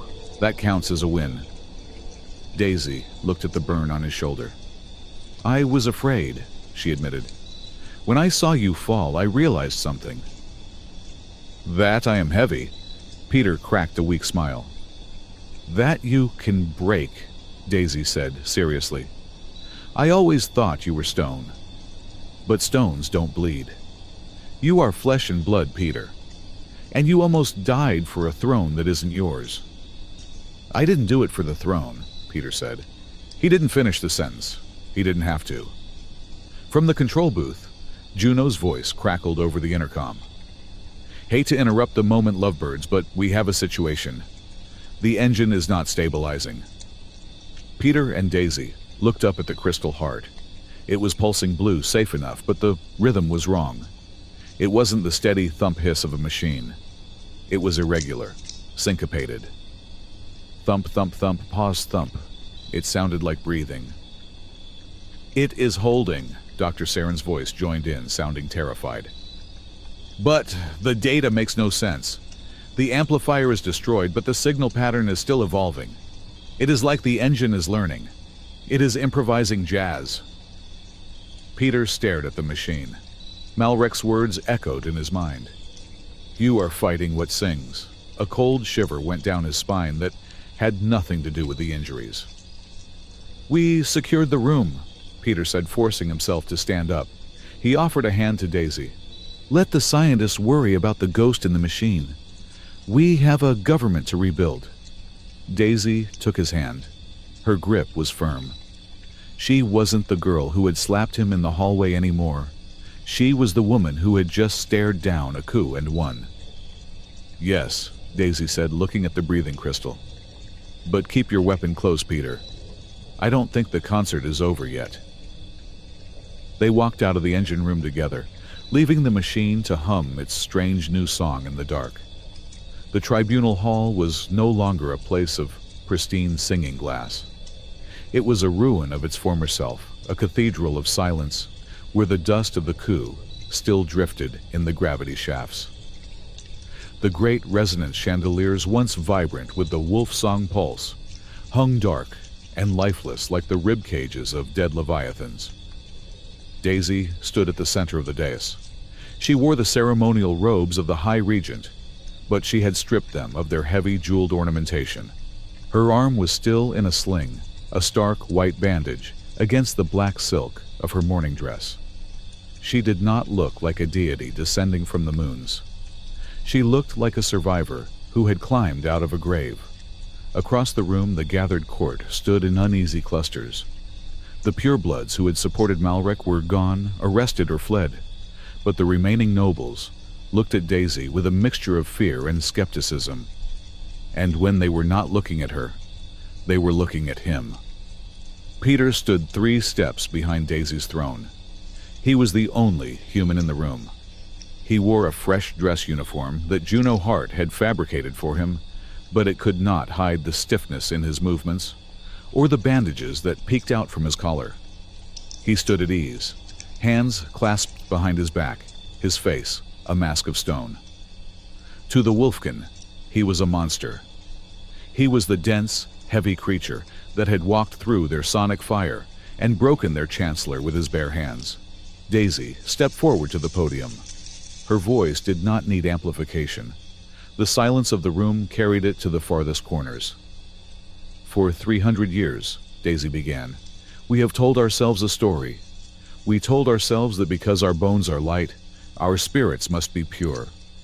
We told ourselves that the wolf song pulse was a gift that elevated us above the heavy worlders, above the dirt and the gravity. She paused, looking directly at the section of the hall where the ambassadors from the neighboring system sat. We lied, she said. A ripple of shock went through the crowd. A wolf heir did not admit fault. A wolf heir was infallible. We were fragile. Daisy continued, her voice gaining strength. But being fragile does not mean we were right. It just meant we were terrified. And in our terror we allowed men like Malrek to turn our beautiful song into a cage. We allowed him to use our biology as an excuse for tyranny. She gestured to the large, holographic screen suspended above the court. It flickered to life, showing the data recovered from the engine room, the schematics of the frequency amplifier, the logs of the targeted assassinations, and the dampening codes used to silence dissent. Malrek did not want to protect the Citadel, Daisy declared. He wanted to weaponize it. He wanted to turn the pulse into a leash. The evidence was damning. The murmurs in the room shifted from skepticism to anger. But Daisy knew that proving Malrek's guilt was the easy part. The hard part was standing right behind her. And I know what you fear now, Daisy said, turning slightly to gesture toward Peter. You look at him and you see a weapon. You see a creature that does not resonate, a man who can shatter our glass walls with a touch. Peter did not flinch under the scrutiny of 500 alien eyes. He met their gaze, his dark eyes unreadable. You are right, Daisy said softly. He is a weapon. He was forged in wars we cannot imagine, on a world where gravity tries to crush you from the moment you are born. She walked back toward the throne, stopping directly in front of Peter. The court held its breath. But a weapon is defined by where it is pointed, Daisy said. And this man chose to point himself at the darkness so that we could live in the light. She reached out and took Peter's hand, his uninjured one. It was a breach of protocol so severe that several older courtiers audibly gasped. The wolf heir did not touch aliens. The wolf heir did not bond with the heavy. I choose him, Daisy announced, her voice ringing like a bell. Not as a bodyguard, not as a servant. I choose Peter of Terra as my consort and high protector of the Citadel. The silence that followed was absolute. It was the sound of 1,000 years of tradition shattering. Peter looked down at her. His expression cracked, just for a moment, revealing the surprise beneath the discipline. He squeezed her hand, a gentle pressure that grounded her. So, Peter whispered, his voice low enough that only she and the front row could hear. Does consort come with hazard pay? Because I feel like the insurance premiums just went up. Daisy let out a laugh, a genuine bubbling sound that broke the tension in the room like a hammer hitting a pane of glass. Then immediately tears welled in her eyes. She squeezed his hand back hard. We will negotiate the contract later, she whispered. From the shadows of the side entrance, High Regent Calder watched them. He was leaning heavily on a cane, his skin gray and translucent, looking as if the light was fading from inside him. But as he watched his daughter hold the hand of the human soldier, a smile touched his lips. It was the same smile he had worn at the gala, enigmatic, knowing, and terrifyingly sad. The celebration was brief. There was work to be done. An hour later, the core group, Daisy, Peter, Doctor, Saren, Keeper, Thane, and Juno descended into the depths of the Citadel. They were heading back to the Wolfsong engine. The atmosphere in the service elevator was heavy. The euphoria of the tribunal had faded, replaced by the grim reality of the readings on Dr. Saren's datapad. "The engine is not stabilizing," Saren said, his voice tight. "Malrek's amplifier is gone, but the core rhythm is evolving. It is becoming erratic, spasmodic. Like a heart in fibrillation," Juno added. "Or a beast trying to shake off a flea," Keeper Thane muttered. The old historian looked terrified, his fur standing on end. When the elevator doors opened, the sound hit them. It wasn't the screaming, weaponized pulse from the coup. It was a low, throbbing groan that vibrated in the floor plates. The lights in the chamber were dim, pulsing in time with the sound thump, drag, thump, drag. "It sounds sick," Daisy whispered. They walked out onto the gantry. The Wolfsong engine hung in the center of the shaft, a massive diamond heart, the size of a building. But it was no longer pristine white. Veins of dark, smoky quartz were spreading through the crystal lattice. "We have to shut it down," Peter said. "If that thing cracks while it is active, the energy release will vaporize the city." "It is not that simple, Peter," Keeper Thane said. "The engine is not just a machine. It never was." Thane walked to the railing and looked down into the abyss below the crystal. "The First Dynasty found the engine," Thane confessed. "We didn't build it. We found it buried in the moon. It was a dormant psionic matrix. We woke it up. We fed it our biorhythms, and in exchange it sang the song that let us build our glass cities." "It is symbiotic," Dr. Saren said, fascinated and horrified. "No," a voice spoke from the entrance. "It is parasitic." They all turned. High Regent Calder stood there. He had followed them down. He looked frail, barely able to stand, but his eyes were burning with a desperate intensity. "Father," Daisy stepped toward him. "You should be in the medical wing." "I have no time for medicine," Calder said. He limped forward, his cane clicking against the metal grate. "The engine is hungry, Daisy. It has always been hungry." Calder looked up at the groaning crystal. "Why do you think the pulse glitches every few generations?" Calder asked. "Why do you think we have purges, civil wars? It is not politics. It is the engine. When the population grows too large, when the noise becomes too loud, the engine induces madness. It triggers aggression. It forces us to kill each other to reduce the load on its matrix." Daisy stared at him in horror. "You mean Malrek didn't start the coup?" "Malrek was a symptom," Calder said. "He thought he was a visionary. He was just an antibody. The engine pushed him to purge the weakness, because the engine wanted to feed on the conflict." Peter stepped forward. The realization hit him, like a physical blow. "Cinder Vale," Peter said. His voice was a growl. Calder looked at Peter. The old wolf's smile returned that sad, knowing smile.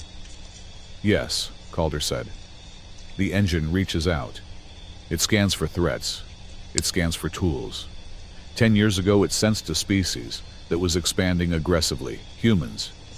It tested you." "It killed my men," Peter said. "It tried to kill you all," Calder corrected. "It sent a frequency designed to boil primate brains. It worked on your squad, but not on you." Peter froze. "My implant." "Your implant was fine," Calder said softly. "You survived because you are a void, Peter. You are a genetic anomaly, a biological dead zone that the song cannot touch.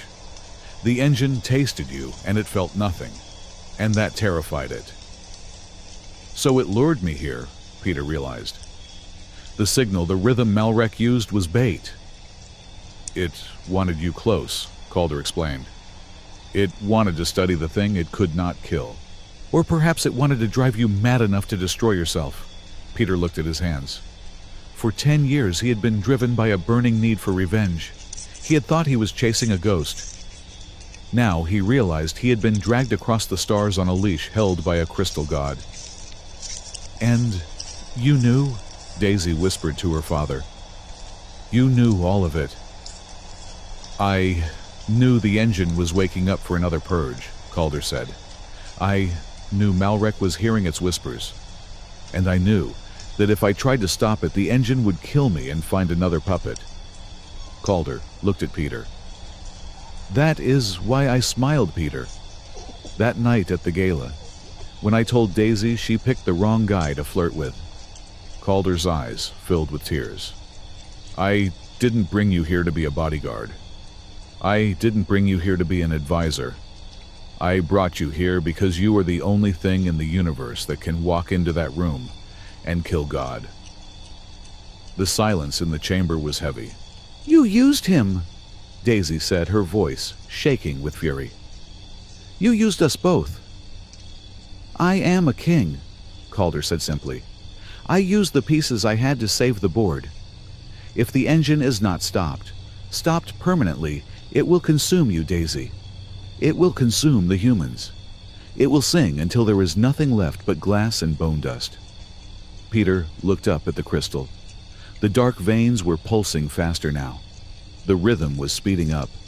Thump, thump, thump, thump. It knew they were talking about it. How do we kill it? Peter asked. The core, Juno said, checking her scanner.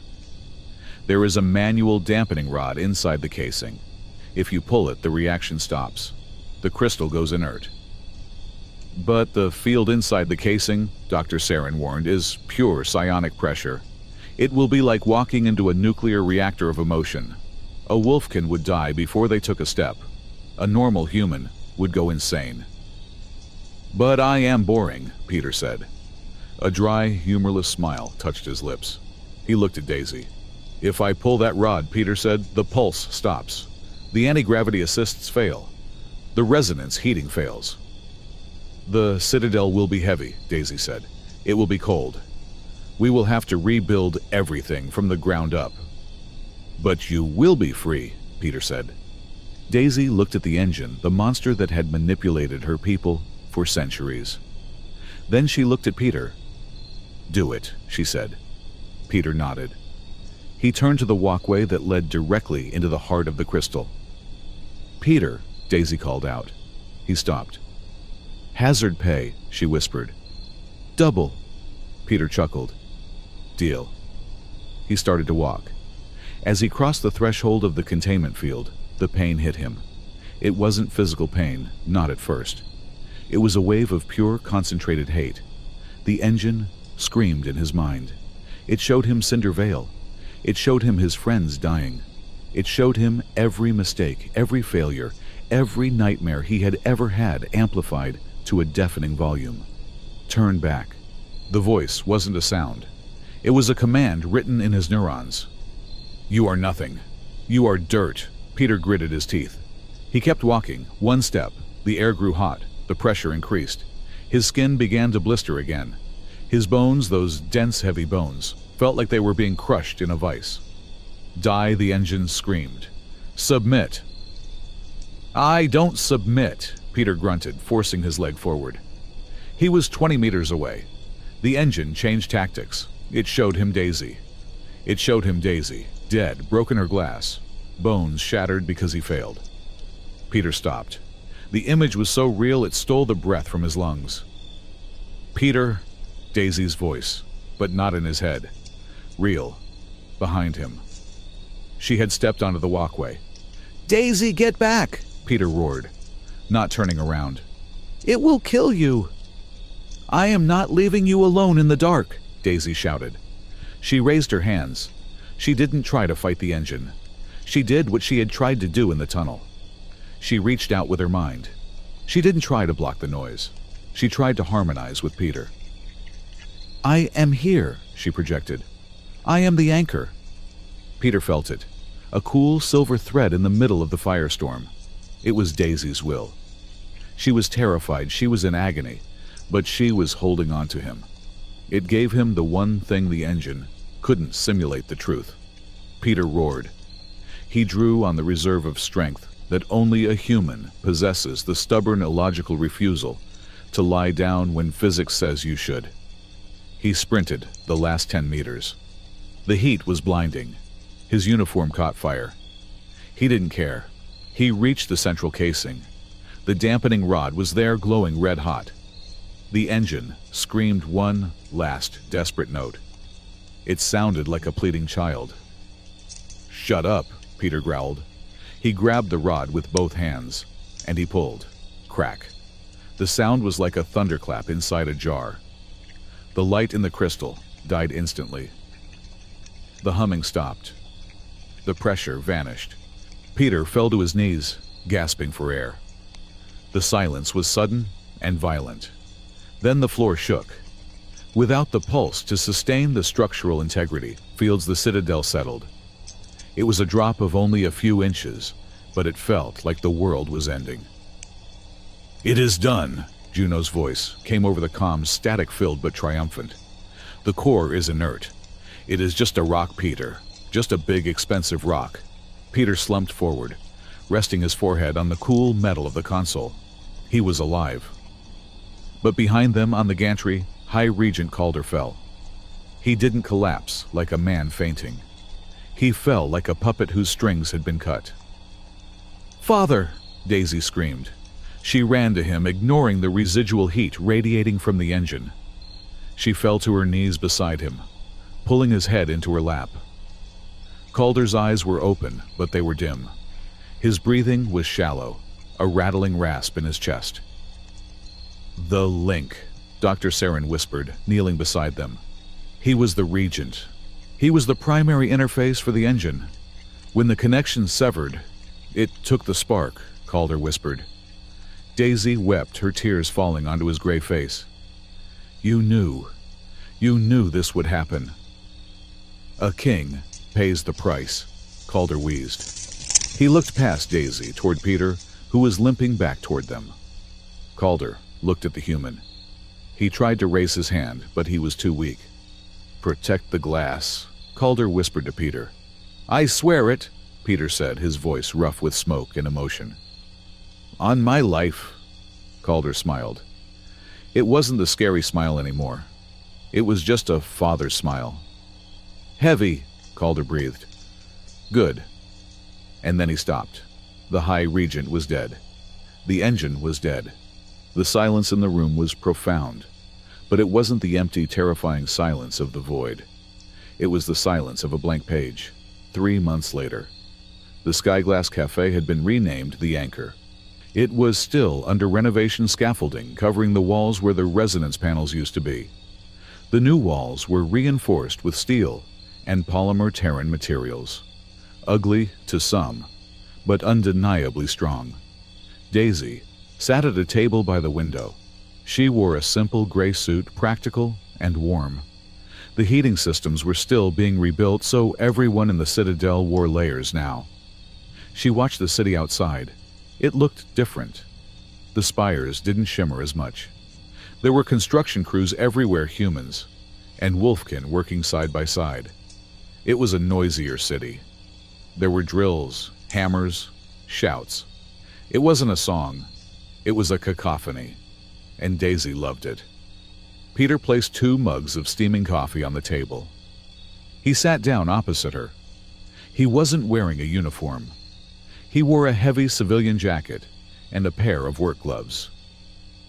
"The structural report for the lower districts is in," Peter said, taking a sip of the black coffee. "Juno says the new supports are holding. We won't fall out of the sky today." "That is good news," Daisy said. She wrapped her hands around the warm mug. "And the council? They are complaining about the noise," Peter said. but they are eating the food supplies we brought in. They will live." Daisy looked at him. His burns had healed into silvery scars on his neck and hands.